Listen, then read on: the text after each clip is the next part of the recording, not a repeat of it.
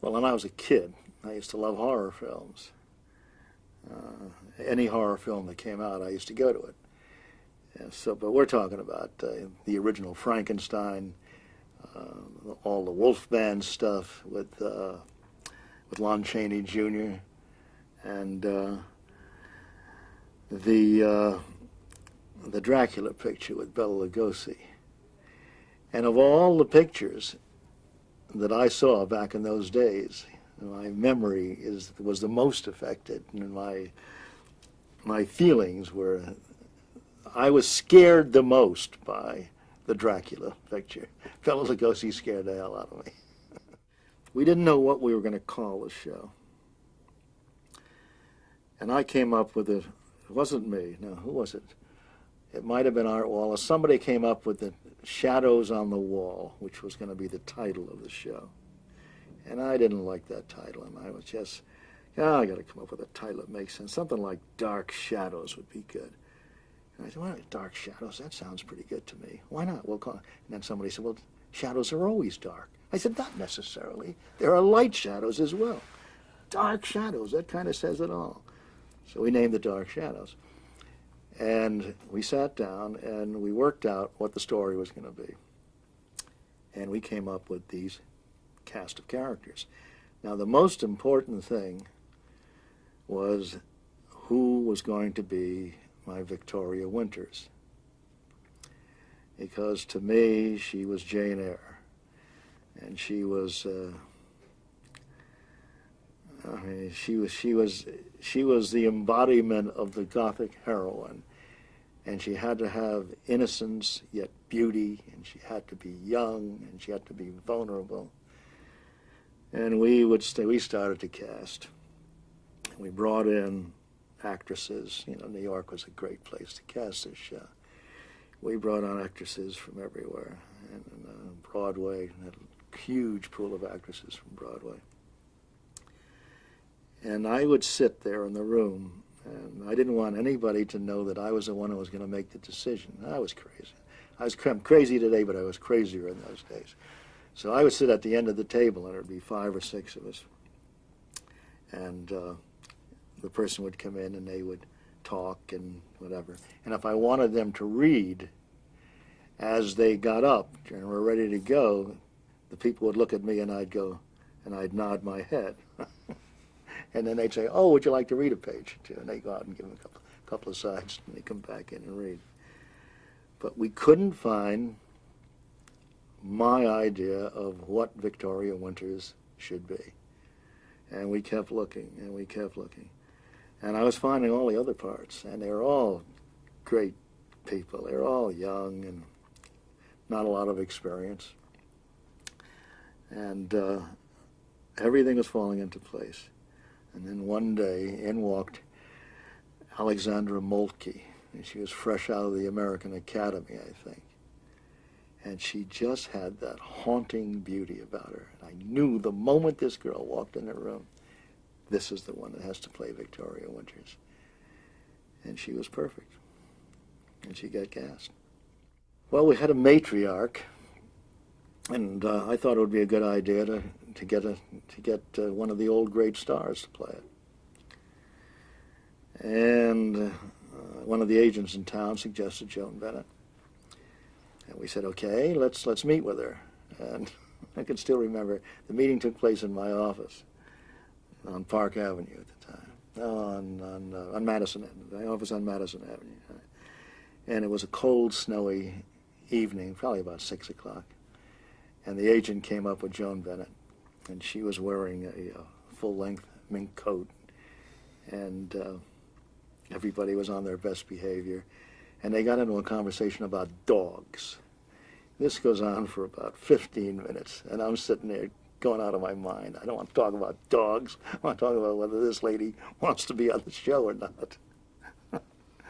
So I said, okay, enough about dogs. Joan, do you want to be in Dark Shadows? And that was that.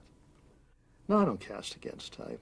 I'm probably the greatest cliche that ever lived. You know, I cast on type, right on the nose. I remember the night before we shot our first show. I was like a little kid, because the sets that were built, that were on the stage already, I was blown away by it. I mean, my experience was what? I used to be a salesman, and then I sold a golf show, which I had produced, and that's my total experience. Now, I had never been involved with drama. So I and my wife and myself, my wife Norma, and I and Bob Cobert and his wife, Helen, went out to dinner that night. Cobert is our composer. And I said, you guys want to see the set? We'll go over to ABC. And this is before it moved to the second studio that we had. It was a studio on 66th Street. So we went over there. And they said, well, sorry, sir, you can't come in. I said, I'm the producer of this show, Dan Curtis. You can show my friends around here. Oh, yes, all right. They open it up.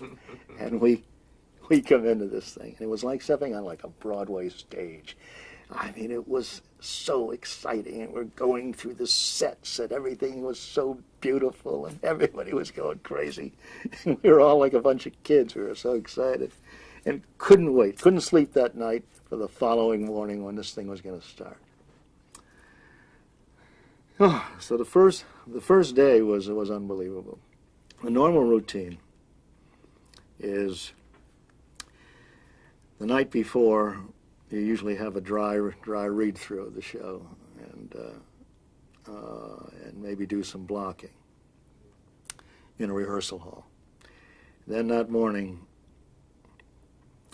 it's another read through, and you start blocking in the rehearsal hall. You have an hour and a half, 2 hours of that.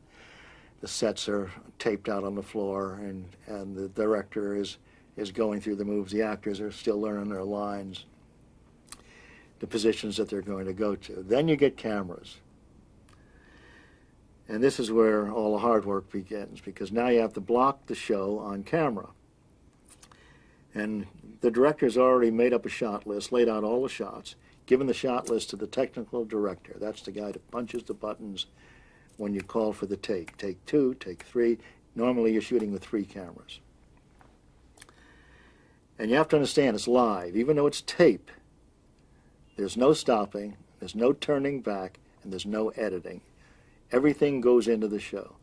All the commercials go into the show, everything, the music, the works. When that half hour of taping is over, that show's done. And there's no way to go back and fix it.